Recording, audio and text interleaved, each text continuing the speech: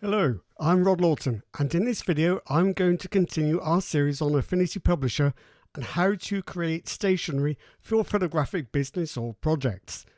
In the first installment, we created a basic but effective business card design explaining along the way how to add graphics and text frames to your publisher documents and how to resize and export your work for use at a print bureau.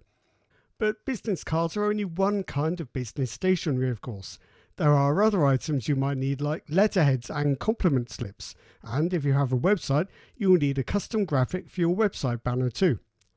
So does this mean a whole lot of extra design work? Not necessarily. You'll see that we've started by opening up the business card design we made last time, and we can reuse the content in our new stationery. This is one of the first rules of publishing: never do the same work twice. But reusing graphics and text frames doesn't just save time, it also ensures consistency. And that's the second rule of publishing: be consistent in your graphics, your fonts, your design elements, and your color palettes. It's all part of your brand, and it's how people will recognize you.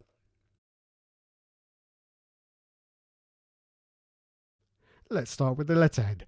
We could start from scratch with a new document based on your preferred letter size, so that would be A4 in Europe and US letter size in the States, for example. We could then cut and paste the elements in our original business card design into the new letterhead design. That's one way. What we're actually going to do though is use the File Save As command to save a new version of our business card design and then change the document size to the A4 letter dimensions. Here's the new version of our business card. We can now use the File Document Setup command to open the Document Setup panel and then click the Dimensions tab. Next, we open a Page Preset menu and swap from the Business Card preset to the A4 preset. There is one other thing to change. Our business card was in a horizontal format, but letters need to be in a vertical format, so we need to click the vertical icon just below. When we click OK to return to the document, all the elements present in the business card are still there, but they're clumped together in the center of the document. But it's pretty simple to move this around though, so that the logo is in the top left with the contact information, the work offered is at the top right, and the address is at the bottom. You can put all these elements where you like, of course. We've just shuffled them around to show how easy it is. And just to reiterate the point we made at the start, by using all the same elements from the business card, you've got a consistent and instantly recognizable family resemblance for your letterhead. That was easy, and you can print off this letterhead design as and when you need it and simply put the sheets back in the printer for actual letters. Or get a batch printed up by a print bureau if you send out a lot of letters, prefer a heavier, high quality paper and higher print quality. We explained the export options in a video on designing a business card, so check what format your print bureau prefers. They seem to be less popular these days, but many companies use compliment slips too.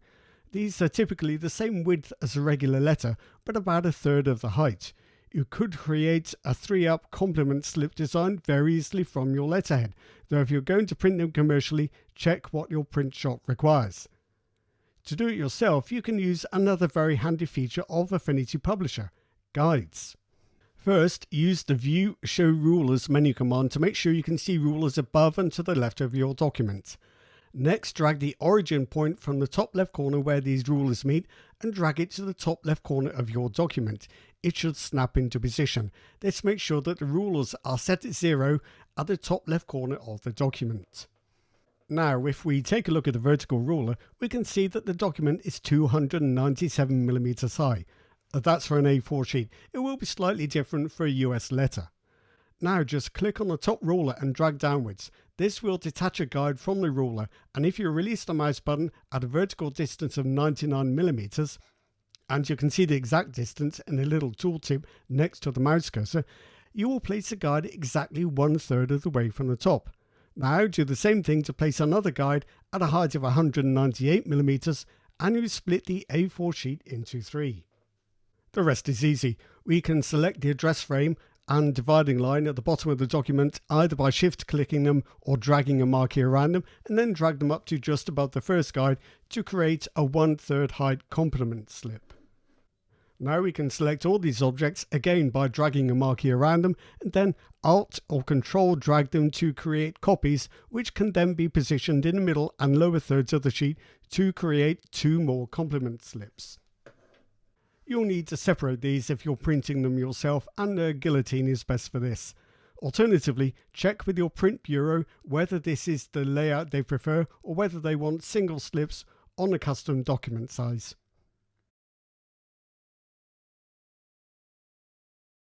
Now that's your physical stationery sorted out, but what about your online branding? Almost all website designs, themes and templates use a horizontal header at the top, so can you adapt your paper-based branding for this too? Indeed you can. The obvious difference here is that you will be working with pixels, not points, but Affinity Publisher is perfectly happy with either. So let's go back to our business card design and save another copy. We need to open the document setup panel as before, but this time we need to start in the document tab, where we can swap the document units from millimeters to pixels. Now your website provider or the theme documentation for your website theme will tell you the header dimensions, so you can just type them in here. Let's say our header dimensions are 1920 by 192 pixels. If you find that entering one number changes the other one, it's because Publisher is trying to maintain the current aspect ratio, so just click on the chain between the number fields to disable this. Back in our document, we can see we have a much wider header where many of the existing elements are outside the borders, but it only takes a minute to move and rearrange them so that they fall within the header. If your logo is too large to fit, you can shift drag on a corner handle to resize it proportionally, and if the text in your frames is looking too large or too small, you can double click the frame to select the frame for editing, select the text and adjust the size using the menus on the top toolbar.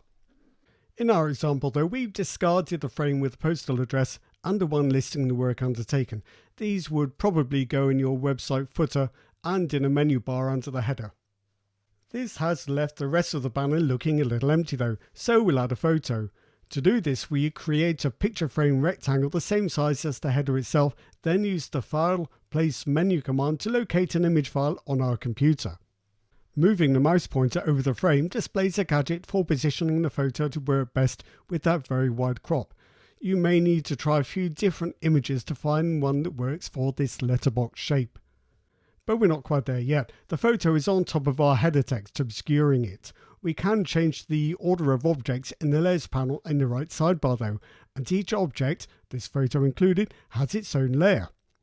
All we need to do is drag this photo layer to the bottom of the stack so that it's underneath all the others. It's no different to organizing layers in Affinity Photo. Don't worry about the Master A layer at the bottom.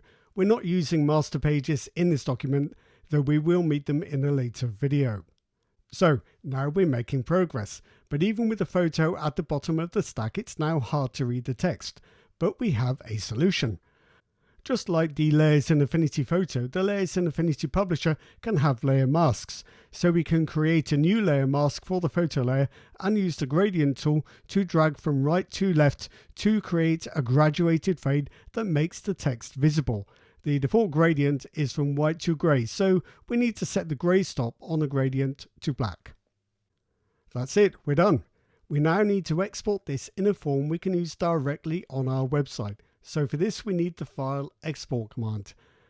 This time we could use the JPEG format for a smaller file size, but the PNG format is somewhat better for text and graphics because it can produce crisper, cleaner outlines. It also supports transparency if you need it. For example, if your website's theme has a solid color behind the header.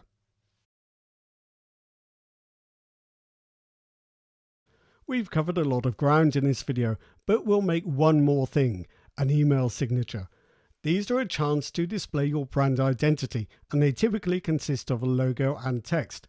The text can be part of the graphic, but if you want to include clickable links, these will need to be added in the text of the signature in your email program. Graphical signatures can vary in size, and there tend not to be any set dimensions, so just choose a size that you think looks right at the bottom of an email. For this example, we took our web header graphic, removed the photo, and narrowed the document to 640 pixels wide.